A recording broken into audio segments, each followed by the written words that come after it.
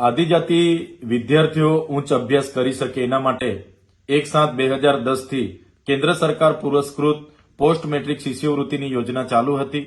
ગત વર્ષે 28/10/2024 ના રોજ ગુજરાત સરકારે એક પરિપત્ર બહાર પાડીને મેનેજમેન્ટ અને વેકેન્ટ કોટામાં અભ્યાસ કરતા વિદ્યાર્થીઓ માટે આ શિષ્યવૃત્તિની યોજના એમણે બંધ કરી હતી।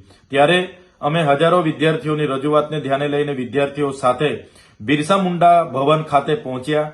ત્યાંના કમિશનર અને સચિવને પણ અમે રજૂઆતો કરી। બાદમાં અમે વિધાનસભાના બજેટ સત્ર દરમિયાન પણ હજારો વિદ્યાર્થીઓ સાથે વિધાનસભાના ઘેરાવા કરવાના પ્રયાસો કર્યા। બાદમાં વિધાનસભાના સન્માન્ય ગૃહમાં પણ આ મુદ્દાની અમે મક્કમતાથી રજૂઆત કરી, ચર્ચા કરી। તે દિવસે મને વિધાનસભામાંથી સસ્પેન્ડ પણ કરવામાં આવ્યો। બાદમાં ત્યારે પણ સરકાર ટસની મસ ના થઈ। એમણે બંધ કરવાના અનેક કારણો અમને સમજાવ્યા, છતાં અમે પછી જૂન મહિનામાં જે કન્યા કેળવણી અને શાળા પ્રવેશોના કાર્યક્રમો હતા ત્યારે ગુજરાત સરકારને અમે ચીમકી ઉચ્ચારી કે જો તમે પોસ્ટ મેટ્રિક શિષ્યવૃત્તિ નહીં ચાલુ કરશો તો આદિજાતિ વિસ્તારોમાં તમારા આ સરકારી કાર્યક્રમોનો અમે બહિષ્કાર કરીશું। એમણે તાત્કાલિક ધોરણે 24 જૂન 2025 ના રોજ બીજો એક પરિપત્ર બહાર પાડીને આ યોજના અમે પુનઃ બહાલ કરીએ છીએ, ચાલુ કરીએ છીએ એવી ખાતરી અમને આપી।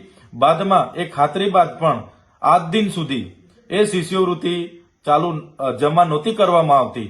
ત્યારે 2024-25 ના વિદ્યાર્થીઓ અમારી પાસે આવ્યા અને એમણે કીધું કે ગત વર્ષની શિષ્યવૃત્તિ પણ અમારે જમા નથી થઈ। ત્યારે અમે ગત 25 નવેમ્બર 2025 ના રોજ અમે બિરસા મુંડા ભવન અને સવિર્ણ સંકુલ 1 મંત્રીશ્રીને મળ્યા અને અમે રજૂઆત કરી કે દિન 15માં જો 2024-25 ની શિષ્યવૃત્તિ જમા નહીં થશે તો અમે દિન 15 બાદ અમારે રચનાત્મક કાર્યક્રમો ગાંધીનગરમાં આપવા પડશે।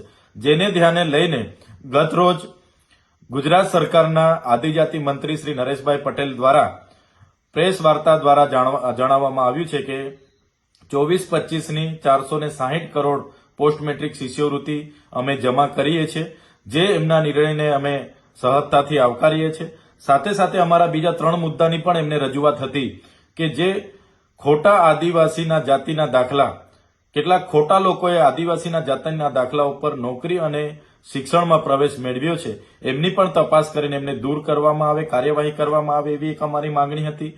બીજી કે જે હમણાંની ભરતી પ્રક્રિયામાં 40% મેરિટ ફરજિયાત આદિજાતિના ઉમેદવારોએ લાવવું એવી જે પ્રક્રિયા બનાવી છે એ પ્રક્રિયા નાબૂદ કરવામાં આવે અને અનામતના રોસ્ટર પ્રમાણે જેટલી જગ્યા આદિજાતિઓ માટે ફળવાય છે તમામે જગ્યા આદિજાતિઓ થકી જ ભરવામાં આવે એવી અમારી બીજી ત્રીજી માંગણી હતી। ચોથું કે આદિજાતિ વિકાસ વિભાગ દ્વારા સંચાલિત જે છાત્રાલયો છે એમાં મહિનાનું ફૂડ બિલ માત્ર 2100 રૂપિયા છે, એટલે પર ડે નું 70 રૂપિયા।